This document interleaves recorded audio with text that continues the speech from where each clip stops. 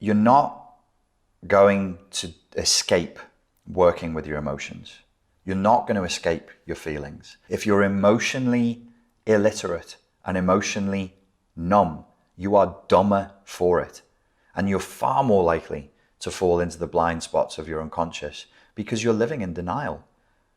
The unconscious is, in some sense, the big no. This is the place into which I throw the things that I don't want. I don't want to look at that. Many people don't even realize how emotionally numb they are.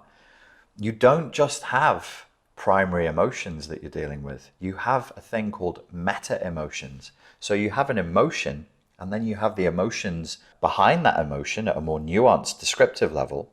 But then you have meta emotions that are about the primary emotions and the emotions that you would say, if you said, I'm angry, you would become more nuanced and say, well, actually, I'm sad, frustrated, disappointed, and I have a lingering sense of betrayal, or, whatever that is. And then you have how you feel about that. Those emotions are within you.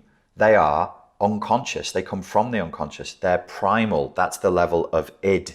That's the level of the animalistic response, the mammalian reptilian response, the fight, flight, freeze, and fawn response is coming from the emotions. The more you bin them, the more power they have. And the more you're living unconsciously. Your emotions are, for a start, they are you. You can no more cut off ugly emotions, what you deem to be ugly emotions. You say, I don't want to feel anger. I don't want to feel jealousy. They interrupt my sense of who I am as a human being. I find the acceptance of those emotions shameful and humiliating. Okay, well, what would you do? Would you say, I don't like my hand? I'll just pretend it's not there. Or I'll tie a rubber band, I'll tie a band around it tightly so there's no blood flow to my hand, and I'll just ignore it, and I'll just let it knock into things. What would happen to your hand? You'd get sick. You'd get sick very, very quickly. You'd be in a lot of pain very, very quickly.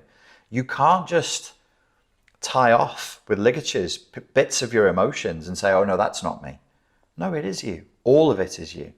All of your lusts, all of your desires, all of your violence, the desire for vengeance, retribution, the desire to wound, to sadistically torture, all of these things are you. They don't shrink when they are suppressed. They don't disappear when they're disavowed. They're actually given power, because there's power when a thing can operate undercover.